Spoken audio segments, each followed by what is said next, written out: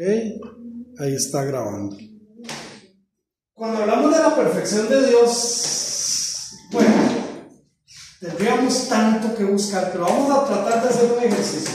Para estudiar o para entender mejor la Biblia, los eruditos, los estudiosos han dividido tanto el Antiguo Testamento como el Nuevo en 5 diferentes partes. En el Nuevo yo voy a hablarles voy a mencionar una parte de cada una de estas 5, y alguien de ustedes, cualquiera, me va a decir de esos textos qué podrían decirme que pueda hablar de la perfección de Dios. Por ejemplo, vamos a hablar de la ley, los primeros 5 libros. ¿Hay algo en estos primeros 5 libros, Génesis, Éxodo, Levítico, Números, Deuteronomio, que usted me pueda decir, esto es un ejemplo de la perfección de Dios? La manera en que Dios instituyó cada una de las diferentes fiestas para el pueblo de Israel demuestra una perfección, un diseño específico. Ok, la perfección de Dios a partir, ¿sí, mi hermano? La creación. La creación. Genial.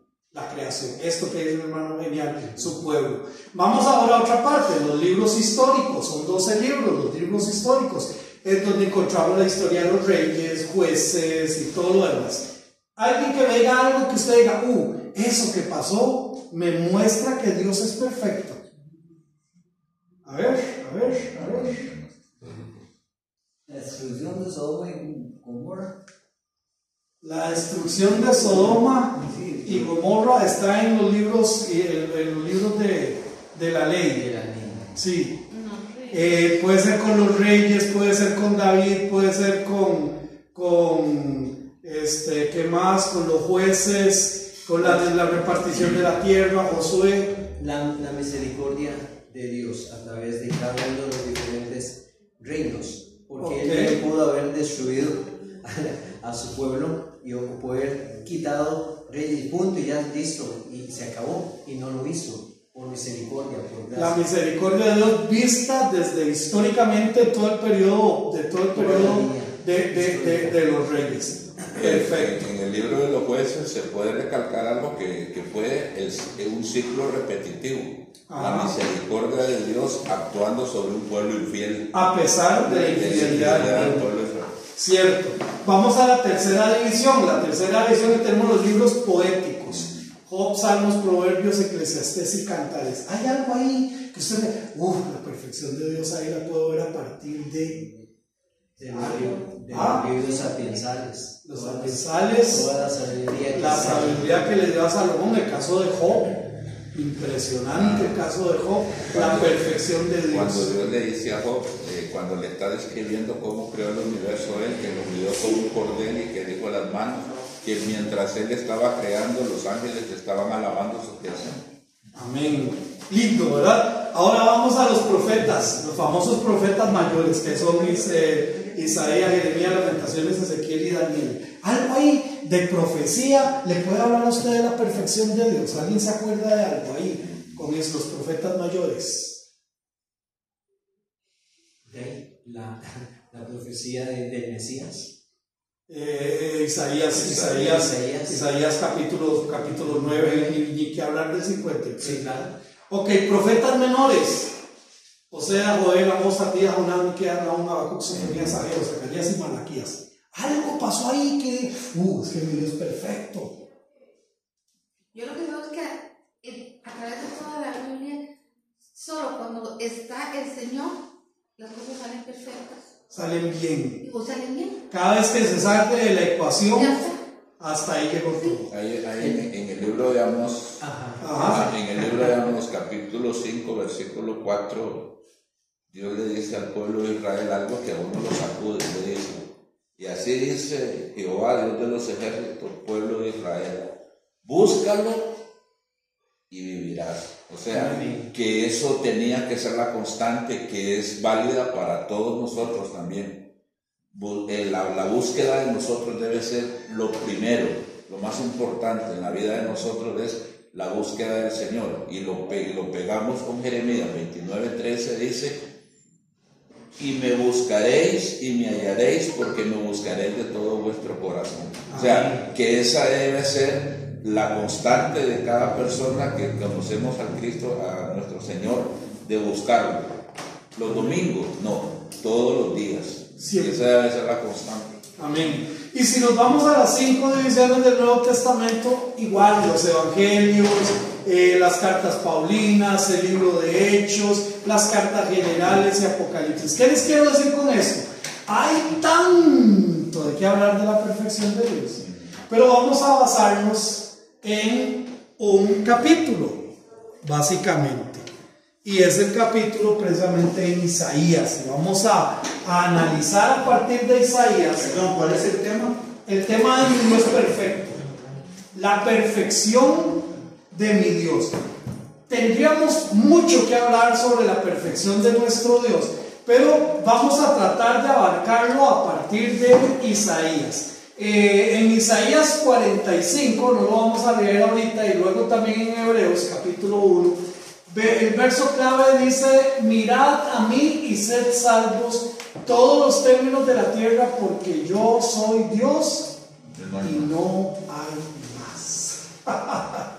¿Qué declaración más fuerte, qué declaración más intensa? Pero él dice: mirad a mí y sed salvos todos los términos de la tierra. O sea, donde sea que haya vida, mírenme. Donde sea que haya vida, obsérvenme, véanme a mí. ¿Por qué? Porque yo soy Dios y no hay más. Y vamos a hablar precisamente de este Dios perfecto. Y vamos a analizar un poquito este capítulo primero. ¿Por qué está ahí ese capítulo? ¿Y cuál es la razón del por qué? La palabra de Dios es tan perfecta que el profeta Isaías predijo el cautiverio de los israelitas en Babilonia y también el regreso del gobierno del rey de Ciro muchos años después. Para ser más exactos, 70 años después. Se da toda la invasión primero de Nabucodonosor al reino de Judá en 3 incursiones diferentes. Por eso vemos 3 eventos diferentes con el rey Nabucodonosor. Pero antes de que todo esto pase, el profeta Isaías ya lo había predicho. Ya Dios había dado una profecía. Ahora recordemos algo importante: cada vez que estamos analizando en el tiempo de los profetas, recuerden esta máxima: Dios siempre mandó sus profetas en los momentos más fuertes de desobediencia de su pueblo. Qué interesante esto. Los profetas, los más fuertes que usted puede ver, el caso de Isaías, el caso de Elías, Ezequiel, fueron en tiempos en el que el pueblo estaba totalmente alejado de Dios. Como dijo ahorita Naamán, Dios pudo haber destruido todo ya, pero no lo hizo, por misericordia. Entonces, mis hermanos, Isaías no solamente predijo lo que iba a pasar en Babilonia y cuánto tiempo iba a pasar, sino que también sobre el gobierno del rey de Ciro, que iba a pasar 70 años después. Ahora, en los capítulos del 40 al 66 está lo que algunos califican como libro de la consolación. Recuerden que Isaías le está escribiendo al pueblo de Judá, al pueblo de Israel, en términos generales a la nación de Israel. Les está diciendo a toda la nación: ustedes, el reino de Israel, ustedes se fueron, ya se fueron llevados por los asirios.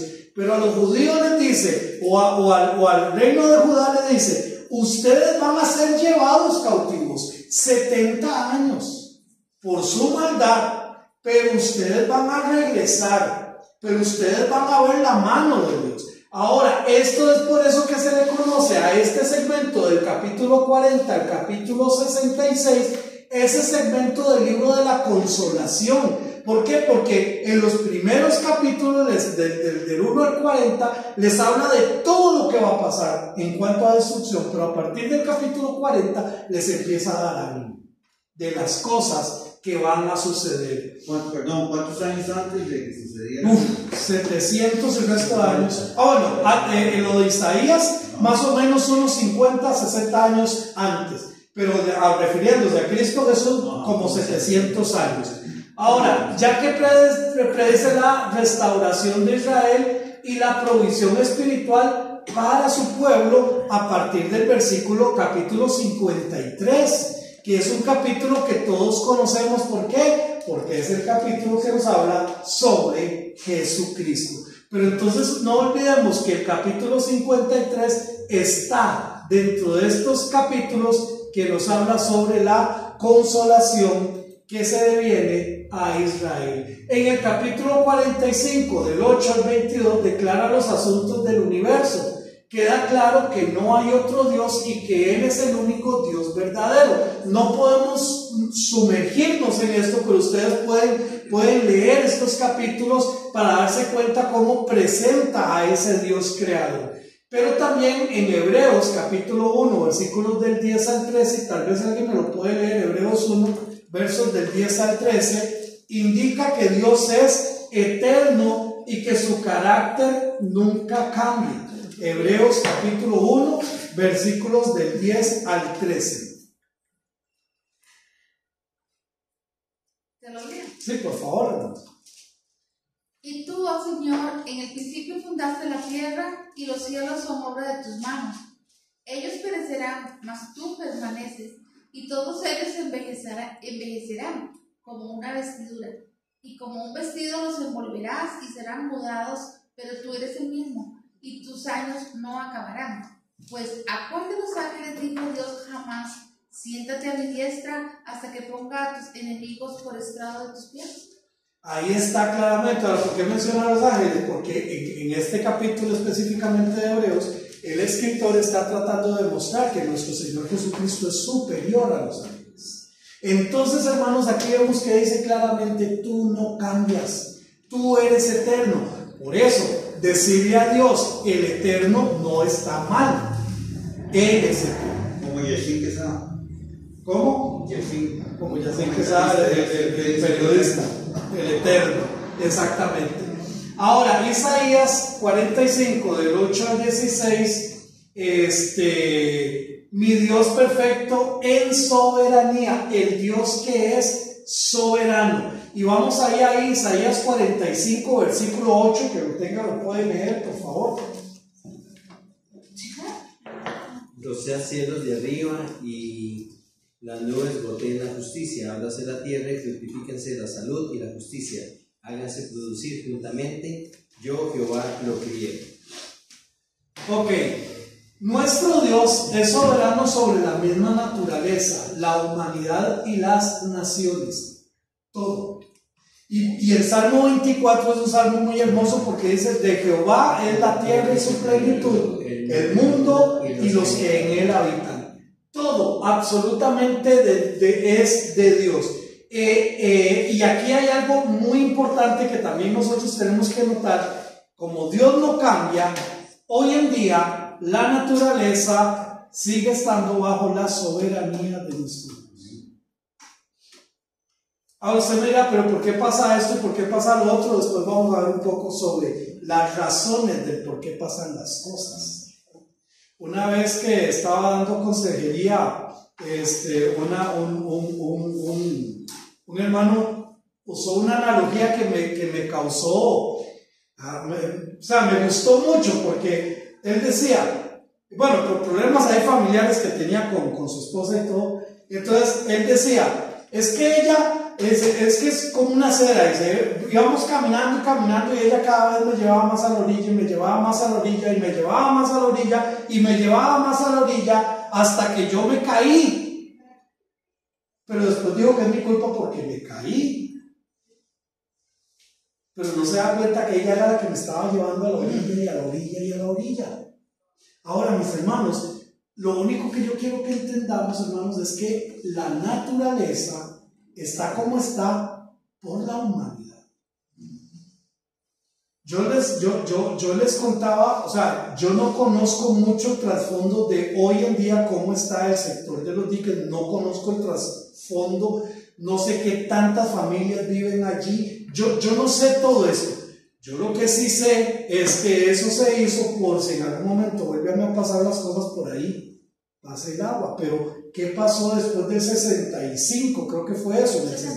63. ¿Cuánta gente ahora? Me pregunto yo, ¿será que ahora vive más gente en ese sector que lo que vivía antes? Yo creo que sí. Ahora, ¿y si pasa una desgracia, es culpa de Dios o es culpa del hombre? Del hombre. Me doy a entender, hermanos. Entonces, pero no por eso se quita que Él es soberano en la naturaleza, que Él es soberano en la humanidad y que Él es soberano en las naciones. Y esto es importante entenderlo. Dios en su soberanía mantiene el orden en la creación misma. Todo se mueve, es algo increíble, hermanos. Todavía los científicos todavía no logran explicar muchas cosas del universo. La ciencia no logra conocer absolutamente todo del universo, ni siquiera la profundidad, las partes más profundas de la Tierra. La gente no puede decir qué es lo que hay, qué es lo que no hay, por dónde termina. No se ha logrado llegar a entender absolutamente nada de eso. Pero no por eso es que Dios no lo haya creado, o Dios no lo esté cuidando, o Dios no lo esté manteniendo. Y nosotros tenemos que dejar claro en cuanto a esto: Dios en su soberanía mantiene el orden de la creación, pero también Dios estableció leyes para que toda su creación le obedezca. Y hemos hablado en muchas ocasiones del mar, ¿verdad? Y decía nuestro hermano Luis Leitón que él decía que joven se pregunta, joven no lograba entender por qué el mar tan grande y con un cuerpo de agua tan grande y tan enorme no se sale, número uno. Y número dos, si todos los ríos caen al mar, ¿cómo no se llena? Es que es nuestro Dios que tiene control. ¿Y de dónde sale el agua de los ríos? ¿Ya ves dónde nacen? No hay nada, árboles ni nada. Simplemente de la montaña fluye. El famoso ojo de agua, ¿verdad? Los que hemos visto el ojo, es una cantidad de agua la que fluye y leo uno ahí son no sé cuántos litros enormes por segundo. Entonces, hermanos, todo es de Dios y la creación también le obedece a Dios. Y si no han pasado más cosas de la creación es porque Dios ha sido sumamente misericordioso. Ejerce autoridad suprema. Nadie tiene dominio sobre nuestro Dios. Veamos un momentito para ver el pasaje. Veamos un momentito ahí el pasaje de Isaías 50 y 45 del 8, del 8 en adelante, para poder entender esto otro. 45 del 8 al 16, ¿verdad? Entonces yo leo el primero y usted lee el segundo, el que lo tenga por ahí. Rociad cielos de arriba y las nubes destilen justicia, abrace la tierra y produzcase la salvación y la justicia, hágase brotar juntamente, yo Jehová lo he creado. Ay de aquel que crea conocedor, confieso justicia y la tierra dirá el barro y ¿qué haces? De lo que haces, la obra que tiene en tus manos. Hay de aquel que dice al padre: ¿por qué engendraste? A la mujer: ¿por qué pariste? 11. Así dice Jehová, el Santo de Israel y su formador: preguntadme de las cosas por venir, mandadme acerca de mis hijos y acerca de la obra de mis manos. 12. Yo hice la tierra y creé sobre ella el hombre. Yo mis manos encendieron los cielos y a todo su ejército mandé. 13. Yo siempre en justicia enderezaré a todos los caminos y edificaré mi ciudad y soltaré mis cautivos, no por precios ni por dones, sino, dice Jehová de los ejércitos. 14. Así dijo Jehová: el trabajo de Egipto, las mercaderías de Etiopía y los altos de Saba le pasarán a ti y serán tuyos. Tras pasarán por grillos, a ti harán reverencia y a ti suplicarán. Cierto, en ti está Dios y no hay otro fuera de Dios. 15. Verdaderamente tú eres Dios, que te encubres, Dios de Israel que salvas. Y 16. Confusos y avergonzados serán todos ellos, irán como afrenta a todos los fabricadores de imágenes. Ahí entonces vemos la soberanía precisamente y vemos a partir del versículo 8 donde le da órdenes: rociar cielos de arriba y las nubes destilen justicia, abran la tierra, produzcan la salvación. Entonces usa cada uno de estos: rociar, ábranse, produzca, hágase, brotar. Cada uno de estos imperativos son órdenes que Dios le da a la naturaleza. ¿Quiénes cumplen esos imperativos? Los cielos, la nube, la tierra. Él es el único que tiene el poder para hacer eso, para ordenarle a su creación a hacer este tipo de cosas. Dios es quien ordena o manda que sea hecho, porque dice: yo Jehová, o yo el Señor. No hay otro que le pueda decir a los cielos, a la nube, a las tierras, le poder decirle: rocíen, produzcan, hagan, broten. Solo Dios puede hacer eso. Por eso es que Él tiene la soberanía sobre la naturaleza misma, porque no solamente Él la creó, sino que la naturaleza le obedece precisamente a nuestro Dios. En el versículo 9 que acabamos de leer: hay del que pletea con su hacedor, el tiesto con los tiestos de la tierra. Dirá el barro al que lo labra: ¿qué haces? ¿O tu obra no tiene manos? Es interesante que en su creación solo los hombres pueden pleitear con Dios. ¿Sabían ustedes? Sin duda. Pero dice: ay del que pleitea con quien lo hizo. Y esto es algo recurrente. Mis hermanos, los animales solo obedecen, las plantas solo obedecen. El hombre, la mayor parte del tiempo, estamos en contra de lo que Dios ordena. Nos vamos en contra de lo que Dios dice que se debe de hacer. Somos los únicos que tenemos pensamiento. Pero, exactamente, pero qué lástima que lo usemos para eso, para pleitear con quien me formó, con quien me hizo. O sea, con tal perfección que nos hizo capaces de cuestionarlo. Sí, exactamente, pero también nos hizo capaces de obedecer. ¿Quién me quiere ayudar con Job 33, 13? 3. Pero 33, 13. Si quisiere contender con él, no le podrá responder a una cosa entre mí. O sea, que Dios me pregunte 1000 cosas, pues yo estoy contendiendo con él. Que él me pregunte 1000 cosas, ni una le podré responder. Ni una. Pero hermanos, esto es algo que a mí personalmente me llama mucho a la meditación. ¿Cuántas veces y de cuántas formas puedo yo contender con Dios? Una forma de contender con Dios es hacerme el que no es conmigo las cosas. Ahí estoy contendiendo con Dios. Otra forma de contender es no obedeciendo. Pero es interesante que solo el hombre puede pleitear con Dios. Y en Isaías nos dice: ay del que pleitea con su creador, con su creador. El que no está de acuerdo conmigo, dice Dios, hay de aquel que no está de acuerdo con lo que yo hice, con lo que yo formé, con lo que yo le di.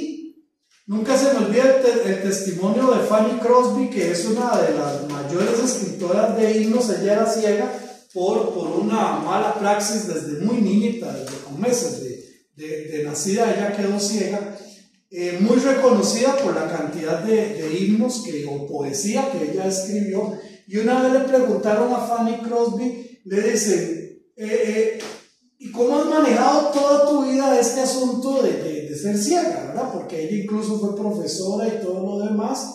Y entonces ella dijo, yo estoy feliz con esto. Y entonces el periodista le preguntó, ¿pero por qué? Y vean qué interesante la perspectiva de la vida de ella. Y ella dijo, yo estoy feliz con esto, porque la primer persona que yo voy a poder ver en mi vida va a ser a mi Creador. Cuando esté con Él, allá no voy a tener la limitación de la vista. Qué lindo, ¿verdad? Qué lindo. Pero usted no escucha de ella una queja.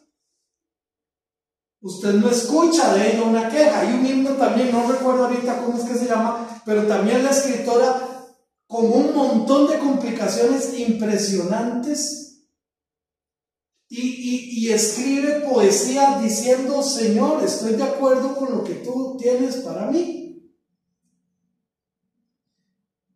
Ay del que pleitea con Dios, ¿sí, mi hermano? Con esto de las maravillas de Dios.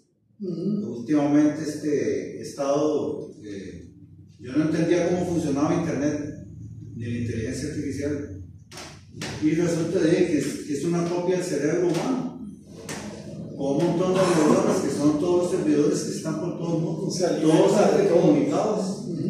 Y cuando yo le pregunto algo a la inteligencia artificial, dura a veces segundos, a veces un poquito más, pero buscan todo en todos los servidores. Y ese consume un montón de agua, este se le pasa. Demasiada agua. O sea, cada vez que uno, digamos, una hora es una botella de agua que se gasta. Cada vez que hay. Eso por un lado, y por otro lado, otra maravilla. O sea, es que Dios nos hizo capaces de crear también. Que están tratando de traer un lobo. Allá lo vi. Gigantes. Decía el lobo, no sé qué. No sé si venía el lobo terrible. El lobo terrible. Y el ADN está destruido, pero lo están copiando. O sea, han logrado tener algunas partículas y han estado poniéndolo en un nuevo gris, digamos. Sí. Pero ¿cómo? Pues, imagínense la manipulación de las bases nitrogenadas. Y eso es lo que uno se entera, y de las pruebas que hayan hecho que no funcionan. La Dolly, acá se murió. La oveja no funcionó. Es que sí, mi hermano. Para el ser humano, el problema no es la soberanía de Dios, sino es la falta de interés para someterse a la autoridad. Ese es el problema.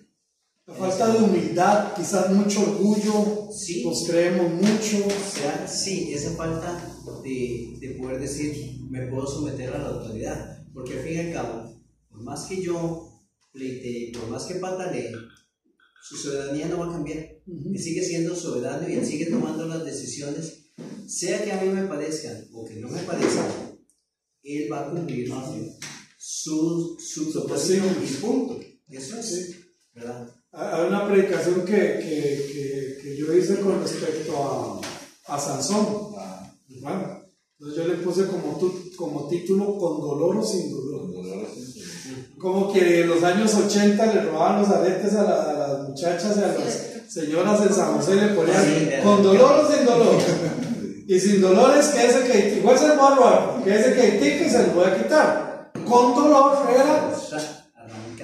Con dolor, bueno, igual Dios, ¿cómo quieres hacer la voluntad de Dios? ¿Con dolor o sin dolor? Porque Él va a hacer lo que Él pretendió y lo que tiene para hacer. Marcos 4:41, dirá el barro al que lo labra, ¿qué haces? ¿Podrá hacerlo? Pues puede hacerlo, pero al final ¿de qué le sirve? Y si nosotros somos barro en sus manos, ¿tendremos nosotros algún tipo de poder, de persuasión para decirle a Dios, no haga conmigo esto, hágalo así, hágalo así, hágalo aquí, hágalo allá? Es una pregunta que hace. ¿Puede el barro hacerlo? Pero pensando en eso, ¿Qué valor tiene el barro? El barro como barro. La arcilla como tal, ¿qué valor tiene? En las manos equivocadas no es nada. No es nada. Y simplemente estando ahí es arcilla. El barro. Y ya. Eso es todo. ¿Cuándo cobra valor? Cuando está en las manos adecuadas. En las manos adecuadas. Exactamente. Nunca el barro será más sabio que su hacedor. Nunca. Perdón, hermanas, es Marcos. Marcos 4:41, ¿qué dice? Perdón. Entonces temieron con gran temor y se decían el uno al otro: ¿quién es este que aún entiende el mal? Sí, es parte de la soberanía. Es parte de la soberanía, pero no sé si está tan ahí. Pero vamos a dejarlo ahí nada más, pero entendiendo la pregunta que sí hace Isaías. El barro nunca va a poder ser más sabio. Pero hermanos, muchas veces nosotros le queremos torcer el brazo a Dios diciendo: yo soy más sabio que usted, yo no haría esto de esta manera, yo no pretendo o no tengo por qué vivir lo que estoy viviendo. Por ejemplo, montones de cosas que podríamos nosotros decir, pero nunca el barro va a ser más sabio que su hacedor. Si al final queremos contender, entonces hagámoslo entre nosotros mismos y nunca en contra de nuestro hacedor. Si usted quiere pleitear, pleitee con otro igual. Al rato le va mejor, o por lo menos no queda tan ignorante. Pero pleitear con su hacedor no es sabio. El tiesto con los tiestos de la tierra, por eso dice esta expresión: si vas a pleitear, pleitea con otro igual. No pleitee con Dios, no vas a ganar. El problema es que ellos no se puede, por ejemplo, hablar con uno de esos pleiteadores, digamos, comillas, porque ellos no leen esto. Sí. Yo tengo ese asunto con mis socios, no se puede hablar. Sí, no creen, o sea, que esto es para nosotros. Sí, por eso es mejor, es prudente y es bueno también dar un buen testimonio, porque por lo menos está viendo mi vida, cómo Dios va cambiando, cómo Dios va transformando, cómo Dios va haciendo. Si nosotros echamos a perder su obra, Él tiene todo el derecho de hacernos nuevos tal y como Él quiere que seamos. ¿Puedo yo echar a perder la obra que Dios está haciendo? Sí, a veces con mis decisiones lo puedo hacer. Pero eso no quiere decir que Dios no vaya a volverme a hacer.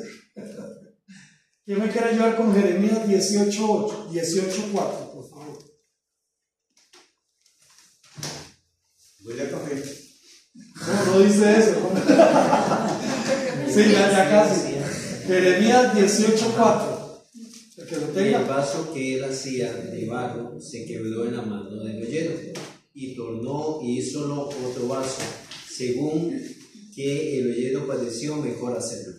Se quebró, tomó el barro, volvió a hacer una pelota y lo volvió a hacer. Yo soy un ejemplo de eso. A veces, ahí va, que a veces nosotros somos barros que estamos mal y que seguimos mal y que viene el Señor y nos forme, ya medio haciendo la obra conmigo y otra vez voy yo. O sea, así somos.